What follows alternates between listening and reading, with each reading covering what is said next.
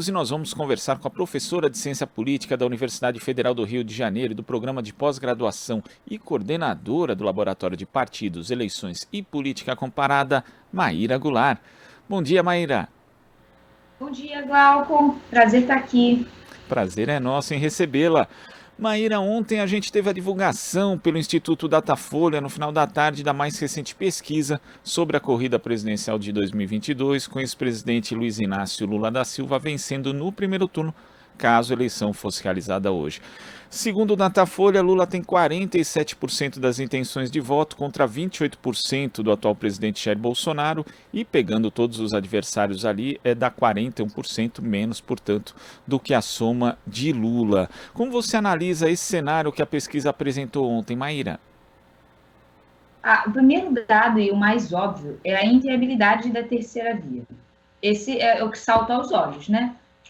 Ela se demonstra inviável, mesmo a tentativa de articular diferentes partidos em torno da candidatura da Simone Tebet, isso não permitiu que ela oscilasse positivamente de maneira significativa, nem não significativa, ela continua 1%. Outro elemento que é óbvio, né, nessa pesquisa é que há uma certa estabilidade no perfil e dos votantes de cada candidato. Não há nenhuma grande alteração. O Bolsonaro, ele é um candidato de pessoas de classe média e alta, homens, e o Lula é um candidato de pessoas de perfil de baixa renda, mulheres, jovens, menos escolarizados. Tudo isso reforça a ideia de baixa renda. Então, esse perfil ideológico não é um perfil ideológico, é um perfil demográfico dos dois eleitores, né? Um eleitor de baixa renda e um de mais alta renda. O que demonstra que o esforço de programas de transferência de renda, como o Auxílio Brasil, não está surtindo resultado. Isso nos permite especular uma coisa mais de fôlego, né? Que é o seguinte, talvez a identificação dessas camadas populares com o presidente Lula não seja apenas em virtude do Bolsa Família, de programas de transferência direta, mas de uma série de outros programas que, durante o governo do Partido dos Trabalhadores, melhorou a condição de vida dessas classes. E aí eu destaco a elevação consistente do salário mínimo. O que reforça nessa ideia. O Lula ele vence, a parcela da população em que ele vence com um percentual mais expressivo são aqueles que ganham até 2 salários mínimos. Ele fica com 56% nessa amostra, sendo essa amostra muito representativa, porque ela atinge 52% da população.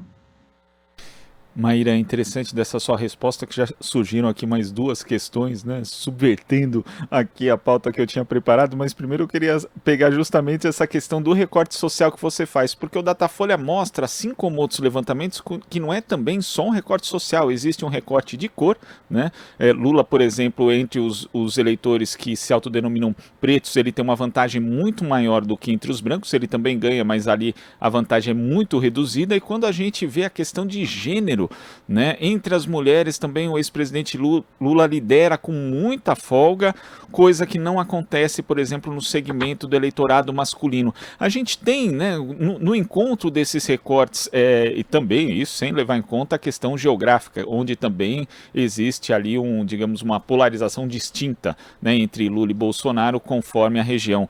Existem aí dois Brasis que estão se encontrando e inclusive se dividindo de forma bastante evidente, mais do que em outras eleições, entre essas duas candidaturas, Maíra?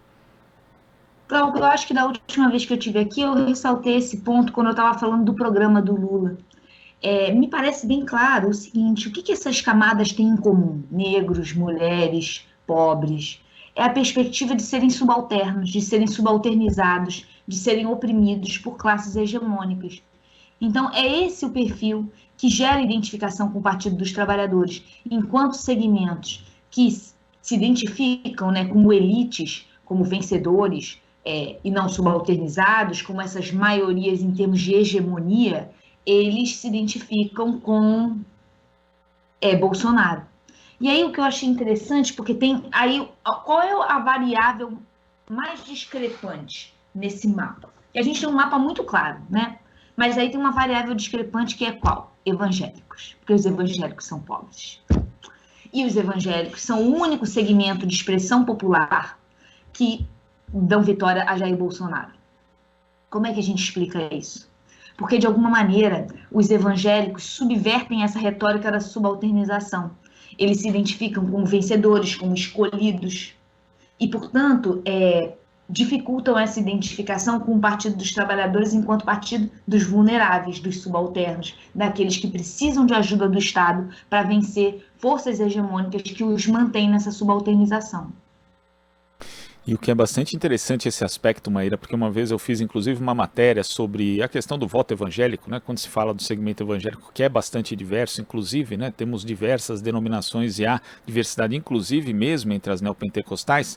E um professor me dizia o seguinte: ele dava aula em 2 universidades diferentes e tinha ali contato com pessoas que trabalhavam no setor da limpeza, né? Uma, por exemplo, uma pessoa era evangélica, a outra era católica. A católica, no período de eleição, ela chegou e pediu para ele uma orientação sobre como votar e em quem votar, enquanto a evangélica chegou para ele sugerindo o voto no candidato dela. Então, eu acho que expressa exatamente isso, né? Existe uma politização de fato, a gente pode questionar a qualidade dessa politização, mas no segmento evangélico, entre os neopentecostais, existe esse nível e existe justamente essa não subalternização que você destaca, Maíra. Eu só não gosto de caracterizar os evangélicos como sendo uma população mais suscetível que as outras às pregações de seus líderes. Eu não acredito nisso. O que eu acredito é que, durante muitos anos, foi se gerando um pertencimento a partir da teologia do domínio, a partir da teologia da prosperidade, que, de alguma maneira, complexifica a identificação desses segmentos com as classes populares. Eles moram em lugares de classe popular, mas eles se veem de uma maneira diferente, se veem como escolhidos, se veem de alguma maneira melhor do que os outros, que não são povo de Deus.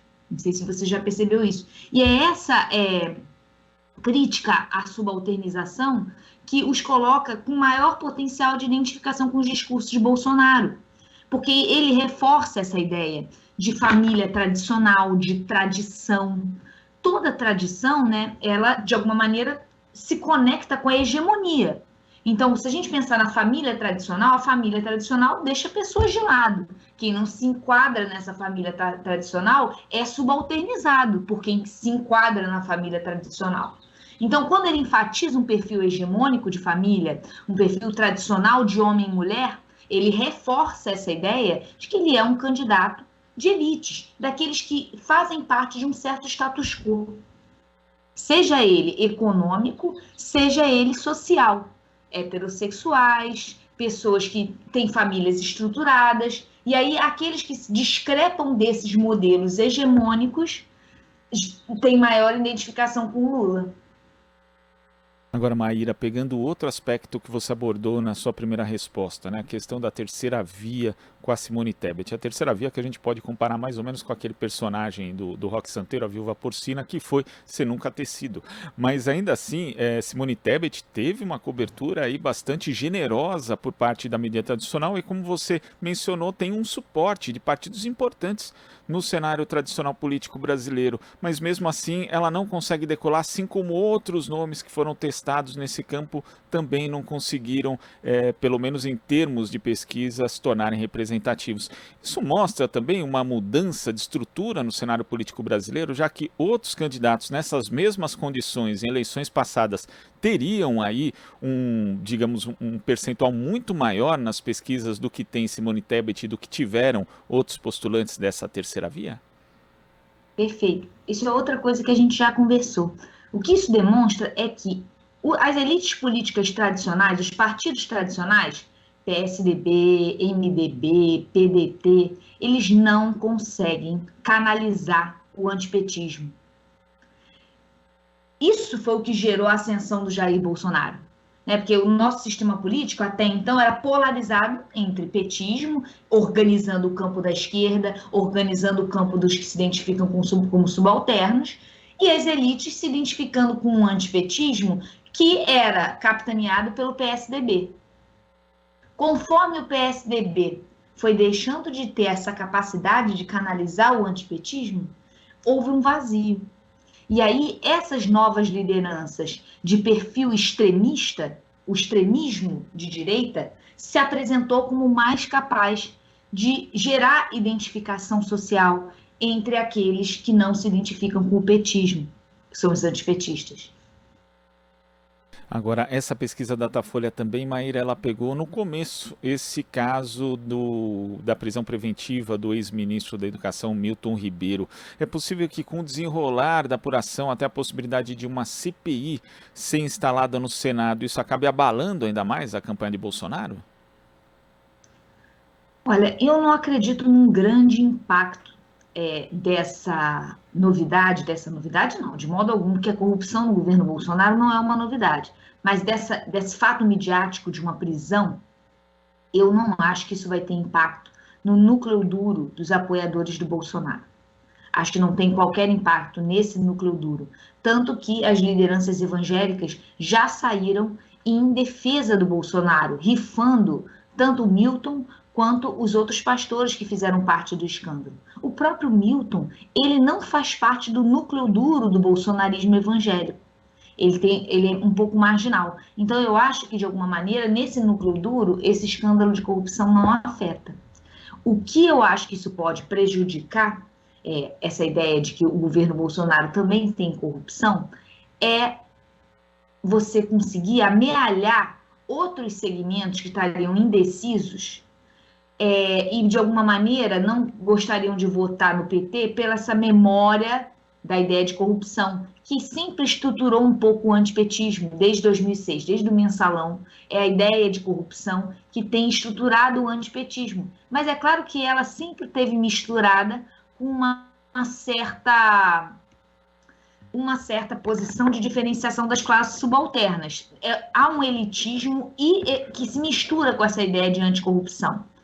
No caso do elitismo, não mexe. Mas no caso esses segmentos que votam, que não querem votar no Lula por causa da corrupção, eles vão ter mais dificuldade de votar no Bolsonaro.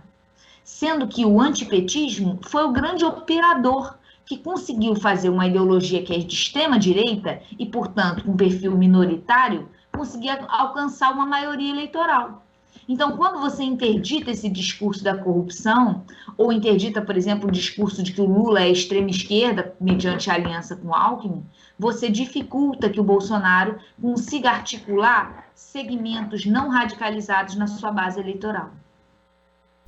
Inclusive, né, Maíra, por uma questão de coerência aqui no Jornal Brasil Atual, a gente não pode deixar de ressaltar que nunca é algo bom esse protagonismo de forças policiais, do sistema de justiça em geral, no quadro político, ainda mais quando se utiliza um instrumento como a prisão preventiva, né? Eu até vi gente justificando a prisão com base em elementos de culpa levantados pela investigação, mas não é isso que justifica uma medida cautelar como essa, né? São outros requisitos e a gente sabe que são utilizados muitas vezes de forma indevida, basta ver a quantidade de presos provisórios que a gente tem no nosso sistema penal. Agora, o bolsonarismo, como você ressalta, Maíra, nunca entendeu dessa forma, né? Pelo contrário, sempre foi punitivista em grau elevado, inclusive utilizando isso contra o PT, como você ressaltou. Isso confunde um pouco a base, mas na prática é um segmento bastante acostumado a essa dissonância cognitiva, né, Maíra? Acaba nem ligando para esse tipo de contradição, mas pode afetar esses indecisos, como você disse.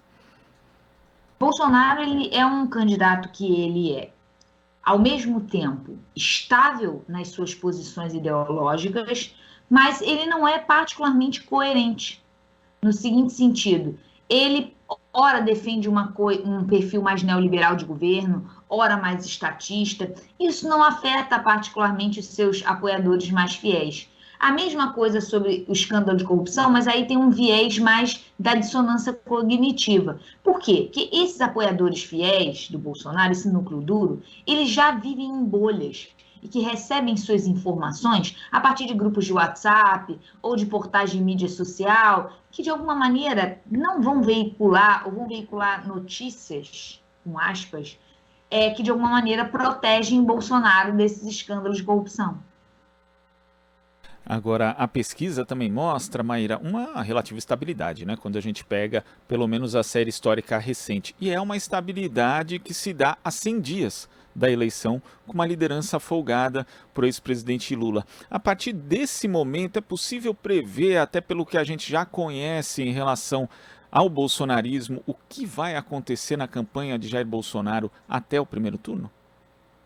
É, uma série de cientistas políticos mais capazes do que eu nessa questão de fazer probabilidade estatística, de alguma maneira estão apontando para uma certeza de uma vitória da ordem de 70%, segundo uma pesquisa do professor Jairo Nicolau, que foi meu professor lá do IES.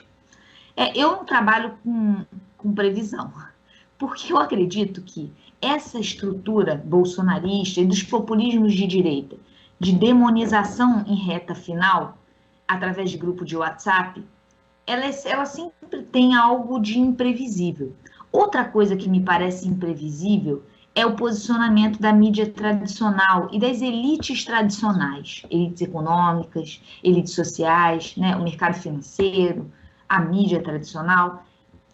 Quando na reta final o presidente Lula estiver muito bem nas pesquisas ou a sua vitória muito consagrada, eu não sei se vai haver um medo por parte dessa mídia tradicional e das elites tradicionais de que uma vitória acachapante do Partido dos Trabalhadores pode gerar uma confiança por parte dessas do PT e dos seus sua entourage de um governo que conteste os privilégios dessas elites tradicionais.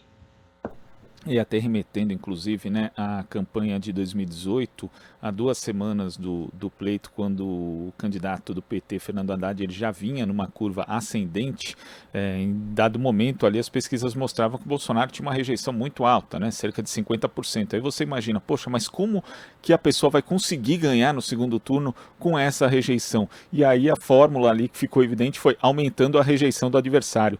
Lembro que na penúltima semana, Fernando Haddad teve um salto de 9% na rejeição dele por conta da campanha bolsonarista. Mas nesse caso fica mais difícil usar esse tipo de estratégia, Maíra, porque o ex-presidente Lula é amplamente conhecido, a figura política mais conhecida pelos brasileiros e, de certa forma, ele é alvo de fake news das mais variadas desde antes de existir esse termo, né? Quando a gente estava ali no período da Guerra Fria, Lula foi acusado desde agente da CIA até agente da KGB. Então, quer dizer, cola muito pouco isso. Teve a coisa da filha do Lula. Sim.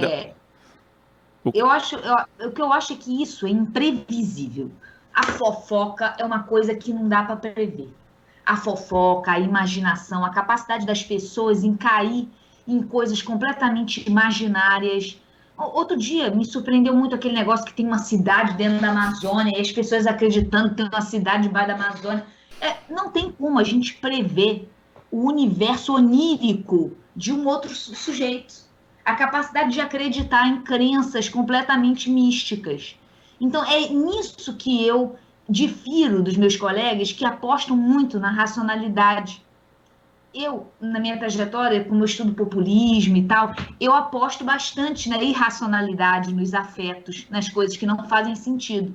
Mas eu estou confiante em relação ao resultado da eleição. Eu só não estou tão confiante exatamente por essa tecnologia de demonização do adversário em reta final, porque ela é incontrolável e não dá para saber o que vai surgir. Ou seja, é uma confiança, mas uma confiança com o pé atrás, Maíra, porque de fato, né, e o afeto sempre pertenceu, na verdade, ao processo eleitoral. A gente vê o componente emocional, inclusive, sendo decisivo, principalmente em situações de segundo turno. Perfeito, o afeto faz parte, os afetos, eles geram identificação. As pessoas não se identificam. Essa ideia de que as pessoas votam com o bolso. Eu não concordo, tem mais coisas do que o bolso. Consumir nunca é só consumir. Consumir gera uma sensação de empoderamento, gera um sentimento de identificação com classes elites, gera lealdade. São vários sentimentos que se estruturam a partir do dinheiro, de vínculos e tal associativos que a gente não pode desconsiderar. E essa possibilidade das fake news mobilizarem tudo isso, porque nós temos pessoas com estratégias muito consolidadas e que aprenderam a fazer isso ao longo dos últimos anos, eu acho que isso tem um elemento de imprevisibilidade nas eleições. Maíra, queria agradecer sua participação aqui no Jornal Brasil Atual de hoje. Sempre muito bom te receber. Até a próxima. Até a próxima, querido. Muito obrigada. Tchau, tchau, gente. Tchau, tchau. Conversamos aqui com a professora de Ciência Política da Universidade Federal do Rio de Janeiro, coordenadora do Laboratório de Partidos, Eleições e Política Comparada, Maíra Goulart. Você está ouvindo Jornal Brasil Atual. As notícias que os outros não dão.